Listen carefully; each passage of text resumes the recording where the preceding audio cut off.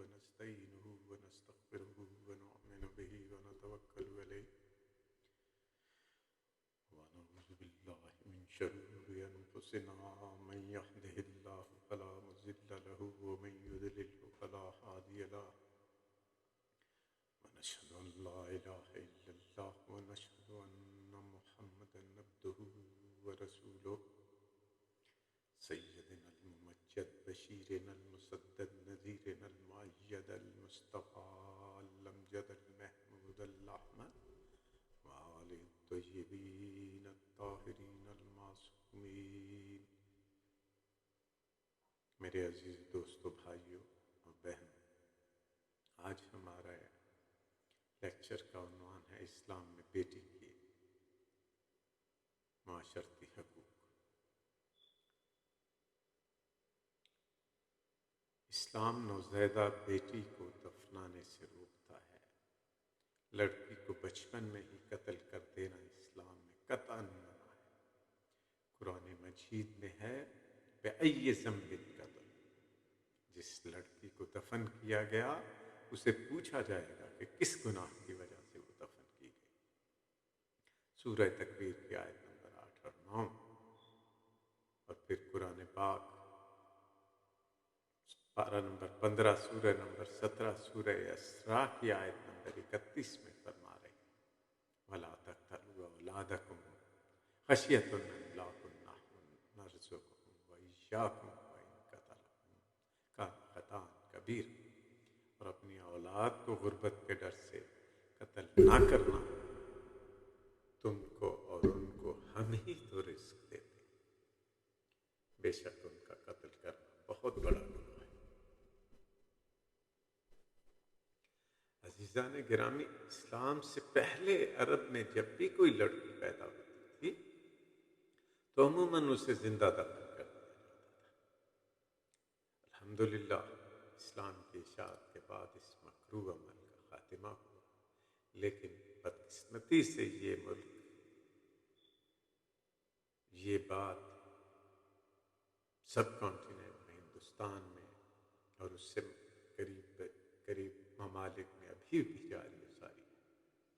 BBC London کی report کے مطابق ایک پروگرام میں اسے مرنے دو لیٹ ہر ڈائی میں ایک انگریز رپورٹر ایملی بیچنر نے انگلستان سے ہندوستان آ کر بچیوں کو قتل کرنے کے اعداد و شمار مہیا کیے. یہ پروگرام آج سے کئی سال پہلے سٹار ٹی وی پر دکھایا گیا تھا اور ہر مہینے دکھایا جاتا تھا.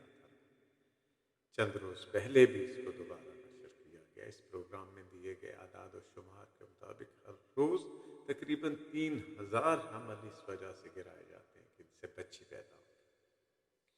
اگر آپ ان اعداد و شمار کو سال کے 365 دنوں سے ضرب دیں تو آپ کو معلوم ہوگا کہ ہر سال ہندوستان میں 1 ملین سے زیادہ حمل گرائے جاتے ہیں اس ڈر سے کہ کوئی بچی نہ پیدا ہو جائے. تامل ناڈو اور راجستھان کی ریاستوں میں بڑے بڑے اشتہاروں میں تحریر ہے کہ 500 خرچ کیجیے اور 5 لاکھ بچائیے. یعنی اس کا مطلب یہ ہے کہ سونوگرافی کرا لیجیے، 500 روپے خرچ کر کے دیکھ لیجیے بیٹا ہو رہا ہے یا بیٹی. اور اگر بیٹی ہو رہی ہے تو 2-3 لاکھ تو تم اس کی تربیت پہ خرچ کرو اور 2-3 لاکھ اس کے جہیز میں دو تو یہ اپنے 5-6 لاکھ بچا لو 500 روپے خرچ کر کے. تامل ناڈو کے گورنمنٹ ہسپتال کی رپورٹ کے مطابق ہر 10 نوزائیدہ لڑکیوں میں سے 4 کو مار دیا جاتا ہے. اس بات پر کوئی حیرت نہیں کہ اسی وجہ سے ہندوستان کی آبادی میں عورتیں کم ہیں اور مرد زیادہ ہیں. نوزائیدہ بچیوں کا قتل عام اس ملک میں صدیوں سے جاری ہے. اگر آپ 1901 کے اعداد و شمار دیکھیں تو معلوم ہوگا کہ ہر 1000 مردوں کی نسبت 972 عورتیں. 1981 کی رپورٹ کے مطابق ہر 1000 مردوں کے مقابلے میں 934 عورتیں. 1991 کی جدید رپورٹ کے مطابق ہر 1000 مردوں کے مقابلے میں 927 عورتیں. اور 2015 کی رپورٹ کے مطابق ہر 1000 مردوں کے مقابلے میں 857 عورتیں. آپ اندازہ لگا سکتے ہیں کہ عورتوں کی تعداد ہر سال کم ہوتی جا رہی ہے. اور جب سے میڈیکل سائنس نے ترقی کی ہے، اس کبھی فیل کی تعداد میں اضافہ در اضافہ ہوتا جا رہا ہے۔ کیا آپ اسلام کو اس بنا پر فرسودہ قرار دیں گے کہ یہ آپ کو بتاتا ہے کہ لڑکی ہو یا لڑکا اسے ہرگز قتل نہ کرے؟ اسلام نوزائیدہ بچوں کے قتل ہی سے نہیں روکتا، بلکہ آپ کو اس بات سے بھی منع کرتا ہے کہ آپ لڑکی کی پیدائش پر غم کریں۔ قرآن پاک فرماتا ہے، سورہ سورہ نحل کی آیت نمبر 58 اور 59 میں، پارہ نمبر 14 میں، اور جب ان میں سے کسی کو لڑکی پیدا ہونے کی خبر دی جاتی ہے تو اس کا چہرہ روکھا ہو کر کالا ہو جاتا ہے اور اسے غم لاحق ہو جاتا ہے، وہ لوگوں سے چھپتا پھرتا ہے، اس خبر کو برا جانتا ہے جو اسے دی گئی۔ اسلام میں بچیوں کی بہترین پرورش کرنے کا حکم دیا گیا ہے۔ چنانچہ مسند احمد میں ہے کہ رسول اللہ صلی اللہ علیہ وسلم نے فرمایا، جو کوئی اپنی بچیوں کی مناسب پرورش کرے گا تو اسے قیامت کے دن میرا ایسا قرب نصیب ہوگا جیسا کہ ہاتھ کی ایک انگلی کو دوسری انگلی کا ہوتا ہے۔ نبی علیہ الصلوۃ والتسلیم نے فرمایا، جس نے 2 بچیوں کی بہترین پرورش کی، انہیں اچھے آداب سکھائے اور ان کی شادی کی تو وہ قیامت کے دن جنت میں داخل ہوگا۔ اسلام لڑکے اور لڑکی کی پرورش میں کوئی فرق بیان نہیں کرتا، بلکہ ان میں سے ہر ایک کی پرورش بڑی اہمیت بیان کرتا ہے۔ ہمارے نبی علیہ الصلوۃ والتسلیم کی موجودگی میں ایک آدمی نے اپنے بیٹے کو چوما اور بیٹی کو نہیں چوما اور گود میں بٹھا لیا، تو حضور علیہ الصلوۃ والتسلیم نے فرمایا، تم ناانصافی کر رہے ہو، تمہیں چاہیے کہ اپنی بیٹی سے بھی پیار کرو، اسے بھی اپنی گود میں لگا۔ صحیح بخاری میں ہے کہ نبی علیہ الصلوۃ والتسلیم کا اپنا عمل یہ تھا کہ آپ اپنی بیٹی جناب سیدہ فاطمہ الزہرا سلام اللہ علیہ کے ادب میں کھڑے ہو جاتے، ان کے استقبال کے لیے کھڑے ہو جاتے اور ان کی پیشانی کو چومتے ہیں اور انہیں اپنی جگہ پہ بٹھاتے۔ عزیزان گرامی، قرآن مجید کی سب سے پہلے نازل ہونے والی 5 آیات میں فرمایا گیا، اقرأ باسم ربک الذی خلق، خلق الانسان من علق، اقرأ وربکم الاکرم الذی علم بالقلم، علم الانسان ما لم یعلم۔ پڑھیے اپنے رب کے نام سے جس نے پیدا کیا انسان کو چپکنے والی چیز سے، پڑھیے اپنے رب کے نام سے جو کرم فرماتا، جس نے انسان کو قلم کے ذریعے سکھایا، جس نے انسان کو وہ سکھایا جو وہ نہیں جانتا۔ قرآن مجید کی طرف سے پہلی ہدایت جو بنی نوع انسان کو دی گئی وہ یہ تھی کہ اسلام تعلیم کو خاص اہمیت دیتا ہے۔ اسلام نے والدین کو اس بات کا حکم دیا ہے کہ وہ اپنے بیٹوں اور بیٹیوں کو دین کی تعلیم دیں، تعلیم کے علم سے، تعلیم کی روشنی سے منور کر دیں، اور جب لڑکی کی شادی ہو جائے تو اسلام کے مطابق اس کے شوہر کی ذمہ داری بنتی ہے کہ وہ اپنی بیوی کو تعلیم سے آراستہ کرے۔ صحیح بخاری کے مطابق عورتیں علم حاصل کرنے کے لیے بہت زیادہ پرجوش تھیں، اور انہوں نے ایک بار حضور علیہ الصلوۃ والتسلیم سے پوچھا، آپ اکثر و بیشتر مردوں میں گھیرے رہتے ہیں، آپ ہمارے لیے ایک دن مخصوص کیوں نہیں کر دیتے تاکہ ہم بھی آپ سے سوال پوچھ سکیں۔ نبی علیہ الصلوۃ والتسلیم نے عورتوں کی اس درخواست کو قبول فرما کر ان کے لیے ایک دن مقرر کر دیا، اور جس دن وہ تعلیم حاصل کیا کرتی تھی۔ اندازہ کریں کہ 1440 سال پہلے، 1450 سال پہلے، جب عورتیں جاہل تھیں اور محض بطور ماں استعمال کی جاتی تھی، اسلام نے ان کو تعلیم سے آراستہ کرنے کا حکم دیا۔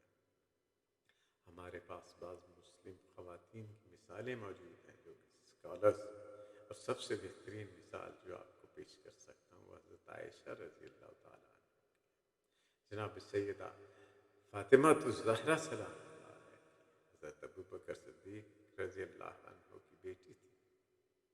حضرت عائشہ اور رسول اللہ صلی اللہ علیہ وسلم کی زوجہ، انہوں نے صحابہ کرام اور خلفائے راشدین تک کو تعلیم دی، اور ان کے ایک مشہور شاگرد عروہ بن زبیر رضی اللہ عنہ تھے۔ وہ فرماتے ہیں، میں نے حضرت عائشہ رضی اللہ عنہ سے بڑا کوئی اسکالر نہیں دیکھا نبی علیہ الصلوۃ والتسلیم کے بعد، جو کہ قرآن مجید میں بیان کیے گئے فرائض پر زیادہ عبور رکھتا، وہ قانون اور دوسرے معاملات میں ادب اور شاعری میں اور عرب کی تاریخ میں بھی مہارت رکھتی تھی۔ وہ محض دینی معاملات میں ہی ماہر نہ تھی بلکہ ان کو ادبیات کا بھی گہرا علم تھا۔ وہ حساب کے معاملات میں بھی دسترس رکھتی تھی اور اکثر و بیشتر ان کے رفقا ان سے میراث کے مسائل پوچھنے آتے تھے کہ کتنا حصہ تقسیم کیا جائے اور ایک فرد کے حصے میں کتنا حصہ۔ اس کے علاوہ حضرت عائشہ رضی اللہ تعالیٰ عنہ نے حضرت ابو ہریرہ رضی اللہ تعالیٰ عنہ کو بھی تعلیم دی۔ حضرت عائشہ نے 2210 احادیث روایت کی۔ حضرت ابو موسیٰ اشعری رضی اللہ عنہ نے فرمایا جب ہم کبھی کسی معاملے میں کمی محسوس کرتے تھے تو حضرت عائشہ کے پاس چلے جاتے اور ان کے پاس سے ضروری اس مسئلے کا حل نکلا۔ حضرت عائشہ نے 88 سے زائد اسکالرس کو تعلیم دی۔ مختصراً یہ کہہ سکتے ہیں کہ وہ عالموں کی استاد تھے۔ اس کے علاوہ اور بھی مثالیں ہیں۔ حضرت صفیہ رضی اللہ عنہ جو کہ رسالت مآب کی زوجہ تھی، آپ اسلامی عدالت فقہ کی محنت تھی۔ امام نووی رحمۃ اللہ علیہ فرماتے ہیں حضرت سیدہ صفیہ رضی اللہ عنہ اپنے وقت کی ایک نابغہ رزگار شخصیت۔ حضرت ام سلمہ رضی اللہ عنہ کی مثال بھی ہمارے سامنے ہے۔ یہ بھی نبی اکرم علیہ الصلوۃ والتسلیم کی زوجہ مبارکہ تھی۔ اور حضرت ابن حجر اسقلانی رحمۃ اللہ علیہ فرماتے ہیں سیدہ ام سلمہ رضی اللہ عنہ نے 32 علماء کو تعلیم دی۔ حضرت فاطمہ بنت قیس رضی اللہ عنہ جن کے بارے میں کہا جاتا ہے کہ سارا دن حضرت عائشہ رضی اللہ عنہ اور حضرت عمر فاروق کے ساتھ فقہ پر بحث کیا کرتی تھی اور وہ دونوں ان کی بات کو غلط ثابت نہ کر پاتے تھے۔ امام نووی رحمۃ اللہ علیہ کے مطابق حضرت فاطمہ بن قیس رضی اللہ عنہ نے اول دنوں میں ہجرت کی اور اس وجہ سے ان کے پاس عمیق علم تھا۔ حضرت ام سلیم رضی اللہ عنہ جو کہ حضرت انس رضی اللہ عنہ کی والدہ تھی، ان کو دعوت و تبلیغ میں بے انتہا مہارت تھی۔ سیدہ نفیسہ رحمۃ اللہ علیہ کی مثال بھی موجود ہے جو کہ حضرت حسن رضی اللہ عنہ کی پوتی تھی اور کہتے ہیں انہوں نے امام شافعی رحمۃ اللہ علیہ کو تعلیم دی۔ اور جناب سیدہ فاطمہ الزہرا سلام اللہ علیہ نے جناب امام حسن اور امام حسین کی تربیت پر امام دوم، امام حسن، امام سوم، امام حسین جناب سیدہ زینب سلام اللہ علیہ جنہوں نے اس کائنات میں یزید کے دربار میں کھڑے ہو کر خواتین کی ہسٹری میں پہلا خطبہ دیا اور ایک عامر الجابر کے دربار میں بتایا کہ حق کیا ہوتا ہے اور محمد عربی علیہ الصلوۃ والتسلیم کے خاندان کا کیا ہوتا ہے، اور ظالم حکمران کے سامنے وہ خطبہ دیا جو آج بھی عورتوں کے لیے ایک مشعل راہ ہے۔ اس کے علاوہ ام دردہ رضی اللہ عنہ جو کہ ابو دردہ رضی اللہ عنہ کی زوجہ تھی، ان کے بارے میں کہا جاتا ہے کہ وہ سائنس میں ماہر تھی اور یہاں تک کہ امام بخاری رحمۃ اللہ علیہ انہیں اس کا ماہر سمجھتے ہیں۔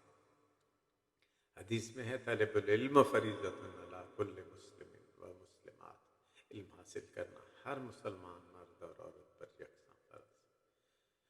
وہ دور جب خواتین جاہل گردانی جاتی اور جب عورتوں کو زندہ دفن کر دیا جاتا تھا، اس وقت اسلام کے پاس علماء خواتین تھیں، طب کے میدان میں، سائنس کے میدان میں، دین کے میدان میں، کیونکہ اسلام کہتا ہے کہ ہر خاتون کو پڑھا لکھا ہونا چاہیے۔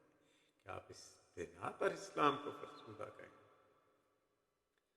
تو اسلام ہر جگہ معاشرتی حقوق، وراثت کے حقوق، پڑھنے علم حاصل کرنے کے حقوق، قانون کے حقوق، غرض کے ہر قسم کے حقوق سے آشنا کرتا ہے خواتین کو۔